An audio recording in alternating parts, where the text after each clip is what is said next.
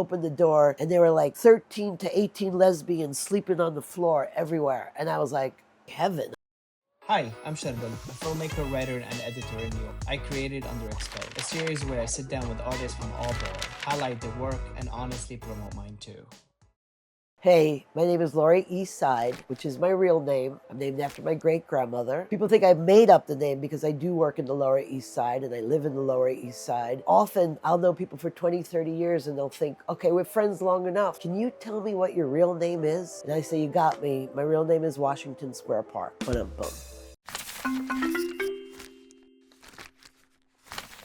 So what I do mostly is entertainment. I don't perform. I do lights, sound, stage manage, produce. I just do whatever needs doing and love doing it until I don't want to do it, and then I don't do it. So what that means is, because of this apartment, which I bought in 1986, and everyone thought I was a crazy person because this was a very rough neighborhood, I can say no to jobs I don't want to take. Not many people could do that anymore. Okay, so this is Dance Noise. Dance Noise is always covered in blood, but this was particularly intense blood. This is Mike Iverson. He used to work with Dance Noise a lot. We used to travel a lot. We went to Vienna. I mean, Dance Noise is the shit. So this is one of my favorite photos because that I took. We're in backstage. Mike's wearing like the craziest underwear. Lucy is getting ready and she's pregnant with Annabelle and she's written "No War" on her stomach.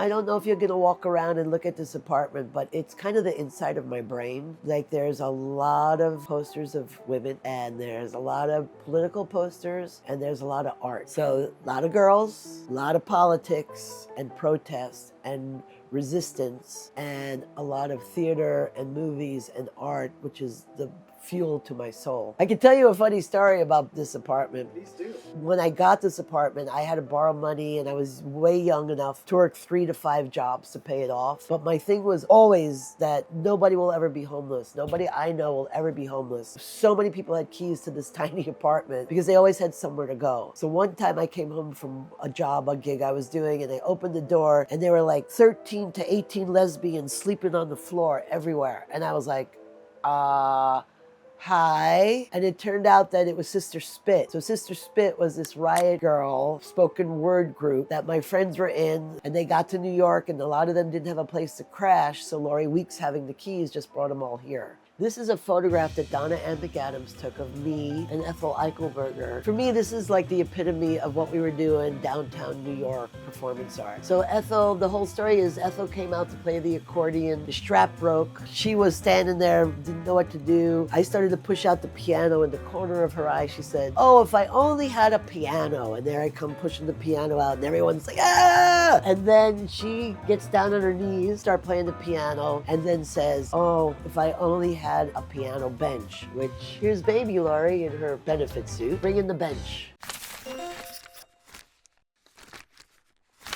Truly, almost every show I've ever done has a highlight in it. I mean, there's some that have been like horrific and I want to myself or unalive myself, whatever is the political way of saying it now. But one of my biggest highlights was producing Taboo on Broadway. And it was, Taboo is the story of Boy George and Lee Bowery. And I was the associate producer because I have no money or pull, but I have the creative. And I also was friends with Lee Bowery.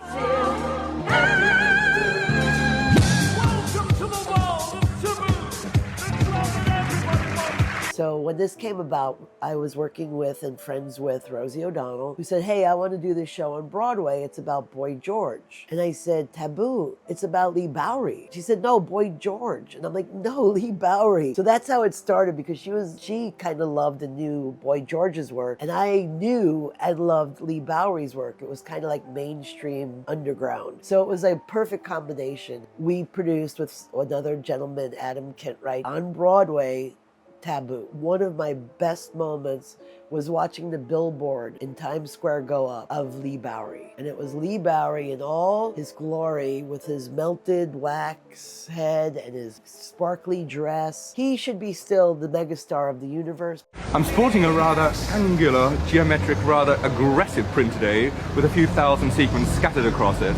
I think it'll be perfect to do a little bit of shopping. You'll be seeing this look and many others later on in the show. But because of AIDS, we don't even know what he would have gone on to do. So one of my wacky career highlights was when Rosie O'Donnell started producing cruises for gay families, which, if you know me, you would go Lori on a ship, Lori with married gay people, Lori with kids. About 2.5 years ago, Kelly, myself, and Greg were sitting having dinner, and I said, wouldn't it be great if we could do some sort of vacation package, like, and Greg said, well, why don't we rent a cruise ship? And I was like, sure, why not? How hard could it be? Rosie O'Donnell's family united with 500. My kids are going to grow up and realize that family is a family. Everyone was just so happy. In fact, after the first time we did it, everyone that worked on the ship, that worked 18 months, 7 days a week, all said that they were never taking a vacation if we came back. It was the nicest and most pleasant cruise because everyone was so happy. Like, I know everyone's like, nuclear family, bullshit. People who want their children and fight to have their children love their children unconditionally. And that's what was on that ship. And the fact that Rosie could bring half of Broadway to sing for everyone and just do all this stuff was just amazing for me. And it also challenged me because we let all the ship performers have off. And what I did was every show from 7 a.m. cartoons for kids to 2 a.m. Jill Sobel and Cyndi Lauper in the lounge, right? So it was just a crazy thing. A third moment, I might need to think a minute. When I got to make some independent movies, I started with a producer named Dolly Hall, and all the movies I worked on was with Dolly. But we made these independent lesbian films. So there was The Incredibly True Adventures of Two Girls in Love, there was All Over Me, and there was High Art. Mostly women worked on the films. In fact, on High Art, which was the last film I worked on, which I was a producer of, I am especially proud of High Art because of the ending. There was no money in independent film. We went everywhere. As a producer, I went with Lisa Cholodenko, who was the writer-director, and we went to places that we thought would give us money. We went to a gay man who funded a lot of movies, and we thought that this is a no-brainer. This is such a beautiful film. He'll definitely give us some money. And basically he said, I have my checkbook right here. I'll give you a check for what you need if you change the ending of this movie. And I looked at Lisa, and Lisa looked at me, and I was like, thanks for seeing us. And we both got up and left. And that was like a really big high point for me because I believed in that script, and I believed in Lisa, and I believed in everyone that had been brought on to be the creative team, that we could make a movie that had that kind of ending. So this is high school. This was like the first love of my life. Her name was Judy Lerner. She was the cheerleader, the one who always got the lead roles and drama. And she was the most popular girl in school, and I was this little baby outcast. So because I kind of was crushed out on her, I won't lie. I was in love with her, and she knew it, and she was comfortable with it, and she loved me. It was all good. But then she'd go off and cheerlead at games, and she'd go and do shows. So I picked up a camera. She's the reason I picked up a camera, because I'm a perv. And so I wanted to go where she was going. So I started taking pictures of Judy Lerner.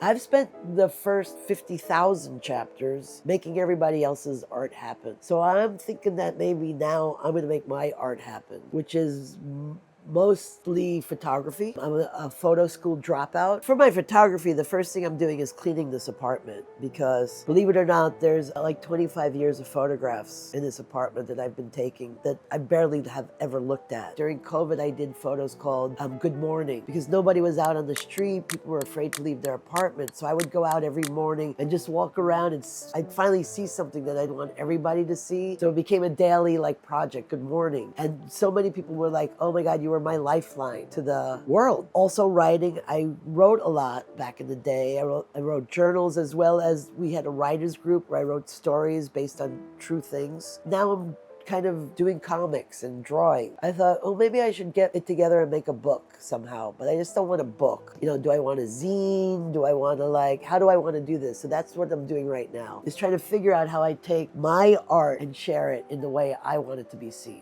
And this is the most recent, my beloved Cyndi Lauper. That's from her last farewell concert at Hollywood Bowl. And she walked out from backstage. We were going to do a sound check. And that's her just looking out into the empty audience for the last time. And I shot her through the percussion set.